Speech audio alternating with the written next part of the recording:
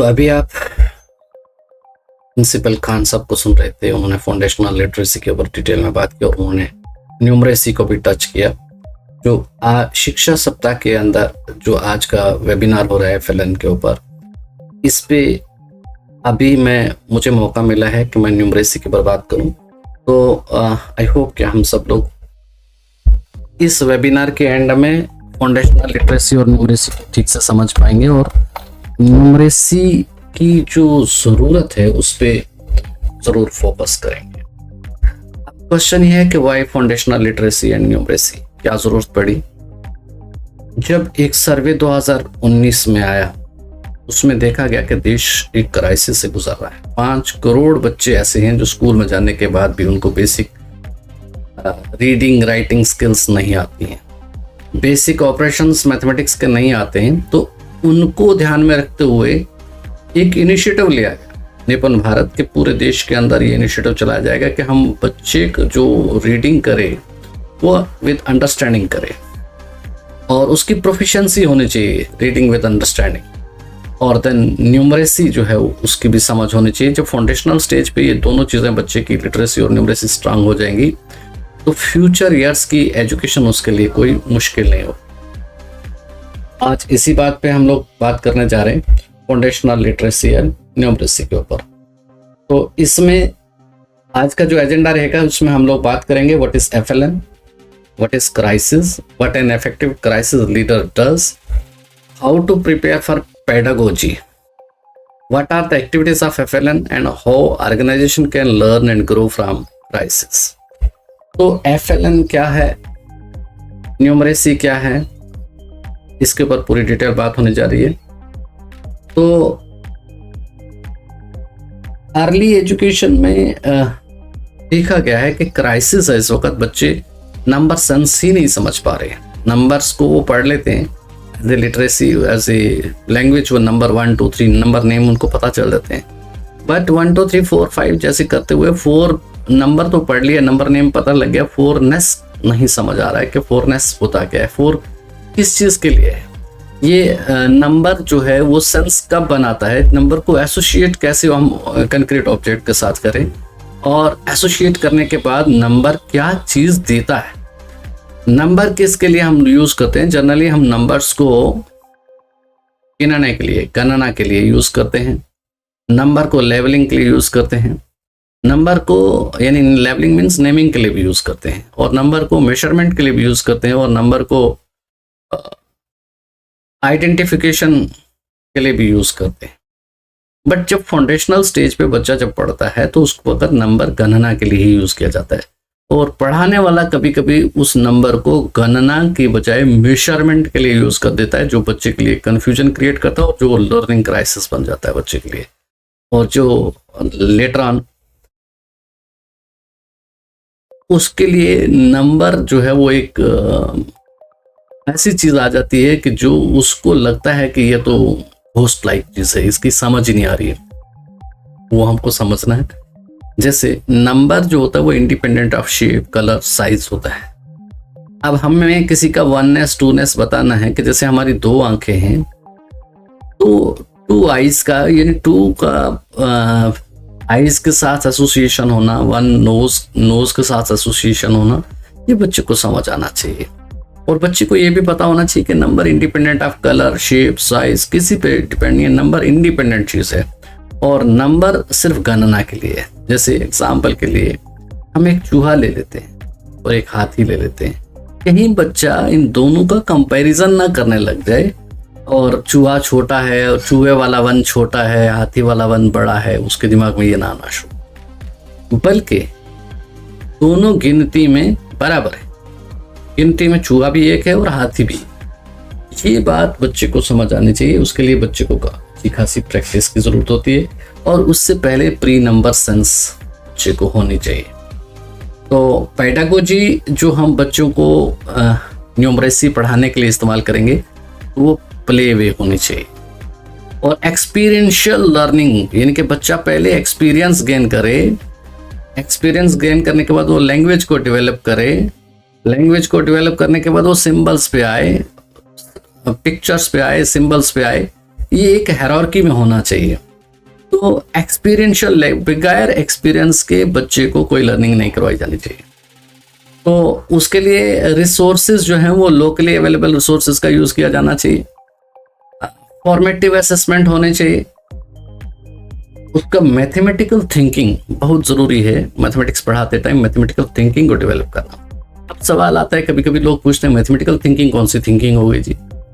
Critical thinking तो समझ आती है, मैथमेटिकल थिंकिंग कौन सी होगी? 4 तरह की सोच को मैथमेटिकल थिंकिंग कहते हैं। ऐसी सोच जिसमें आप प्रॉब्लम को डिकम्पोज करते हैं, यानी कि प्रॉब्लम बड़ी हो उसको छोटे छोटे चंक्स में तोड़ के और उसके ऊपर काम करते हैं। ये अप्रोच जो होती है मैथमेटिकल थिंकिंग होती है। अगर आप पैटर्न्स को आइडेंटिफाई करते हैं कि ये जो पहले प्रॉब्लम सॉल्व की थी उस प्रॉब्लम का इस प्रॉब्लम से कोई रिश्ता है, या इनमें क्या पैटर्न है, पैटर्न चाहे वो किसी भी सब्जेक्ट को पढ़ रहे हो उसमें आप पैटर्न को देखने की कोशिश करते हैं, तो that is also mathematical thinking. अगर आप एल्गोरिथम का यूज करते हैं, स्टेप्स का यूज करते हैं, ये स्टेप्स इसके बाद ये, इसके बाद ये होगा, इसके ये बाद होगा, तो this thinking is also mathematical thinking और कंप्यूटेशनल थिंकिंग।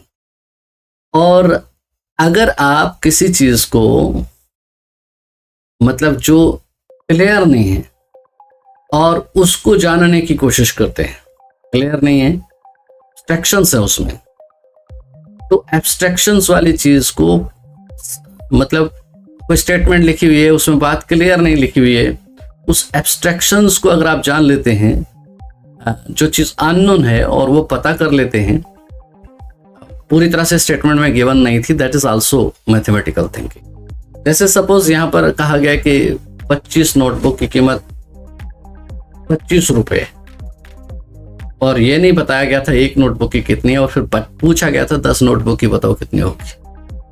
यहाँ एक एब्स्ट्रैक्शन थी कि हमारे पास एक नोटबुक की कीमत नहीं पता थी, और वो पता कर लेते हैं आप। This type of approach is mathematical thinking, और ये बच्चे में डेवलप करने की जरूरत है फाउंडेशनल लेवल पे। 4 तरह की सोच के ऊपर मैंने बात करी। एक तो हम लोग कोई बड़ी प्रॉब्लम है, बिग प्रॉब्लम है, तो उसको ब्रेकअप करके चंक्स में छोटे छोटे प्रॉब्लम्स उसमें से निकाले जाएं और उन सबको सॉल्व किया जाए, तो बड़ी प्रॉब्लम अपने आप सॉल्व हो जाती है। That is mathematical thinking. अगर पैटर्न्स आइडेंटिफाई किए जाएं प्रॉब्लम्स के अंदर, दैट इज मैथमेटिकल थिंकिंग। अगर एल्गोरिथम जो है वो क्या है, उसका स्टेप्स क्या हैं, उसको आइडेंटिफाई किया जाए प्रॉब्लम को सॉल्व करने के लिए, तो that is mathematical thinking. Abstractions का पता करवाया जाए, कौन सी बातें अननेसेसरी लिखी हुई हैं इस प्रॉब्लम के अंदर, उनकी ज़रूरत नहीं है, तो उसको हटा करके, और या कौन सी बातें अभी फ़िलहाल अननोन है और उनको नॉन करके प्रॉब्लम को सॉल्व किया जाए, that is also mathematical thinking. और मैथमेटिकल थिंकिंग उर्दू पढ़ने के लिए भी चाहिए, मैथमेटिकल थिंकिंग सोशल स्टडी पढ़ने के लिए भी चाहिए, मैथमेटिकल थिंकिंग साइंस पढ़ने के लिए भी चाहिए। दुनिया का कोई भी सब्जेक्ट पढ़ने के लिए मैथमेटिकल थिंकिंग की ज़रूरत है। सो मैथमेटिकल थिंकिंग भी फाउंडेशनल स्टेज पे डेवलप की जानी चाहिए। बच्चे का numeracy, number sense, special understanding. Special understanding जो है वो प्री नंबर नॉलेज होती है कि बच्चे को हमारे अड़ोस पड़ोस जो चीज़ें हैं उनके आकार को लेकर के, उनकी शक्ल को लेकर के, वो मोटा है, पतला है, छोटा है, लंबा है, ऊपर है, नीचे है, ये सारी समझ पहले बच्चे को आ जानी चाहिए, और उसके बाद नंबर्स इंट्रोड्यूस किए जाना चाहिए।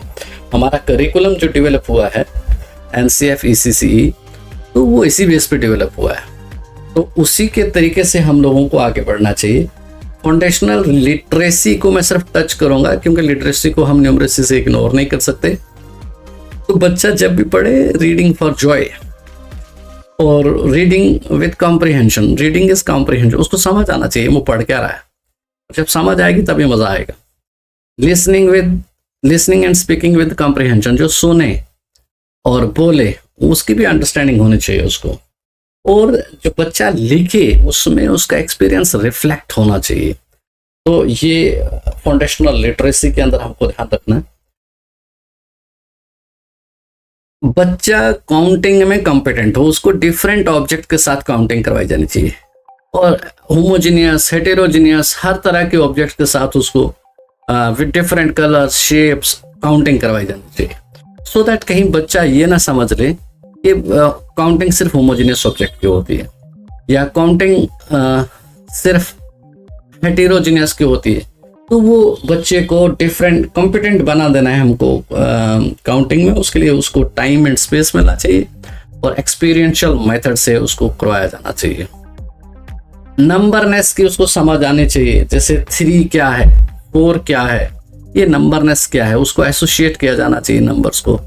तो इस तरीके से बच्चे को डेवलपमेंट ऑफ नंबर सेंस जरूरी है। बेसिक ऑपरेशंस जो है वो बच्चे को समझ आना चाहिए, न्यूमरेसी को डेवलप करना है। तो न्यूमरेसी एंड मैथमेटिकल अंडरस्टैंडिंग के लिए हम विजुलाइज करेंगे क्या क्या होना चाहिए। तो प्री नंबर कॉन्सेप्ट्स होने चाहिए मैथमेटिकल अंडरस्टैंडिंग के लिए। Special understanding, space, size, position का पता होना चाहिए। नंबर सेंस होना चाहिए। मैथमेटिकल वोकैबुलरी का पता होना चाहिए। ये हमारा टारगेट रहना चाहिए। न्यूमरेसी और लिटरेसी को हमेशा इंटीग्रेट करके पढ़ाया जाना चाहिए। Mathematical terminology as a part of daily language, use language in understanding mathematical ideas, disposition of mathematical thinking, communication language, precise communication language with mathematical ideas, ये सारी बातें हमारे हिस्से में रहना चाहिए। और अप्रोच क्या है जिससे हम न्यूमरेसी को डेवलप करें बच्चों के अंदर, तो ELPS है। E stands for experience with physical objects, concrete object के साथ बच्चे को खूब एक्सपीरियंस दिया जाना चाहिए। फिर L stands for spoken language that describes the experience, L भी डेवलप किया जाना चाहिए जिससे वो एक्सपीरियंस, ऐसी कोई भी भाषा वो उसकी होम लैंग्वेज भी हो सकती है, बच्चे की गोजरी पहाड़ी पुंछ में चलती है, तो जिससे वो अपने एक्सपीरियंस को एक्सप्रेस कर सके, वो भी डेवलप किया जाना चाहिए।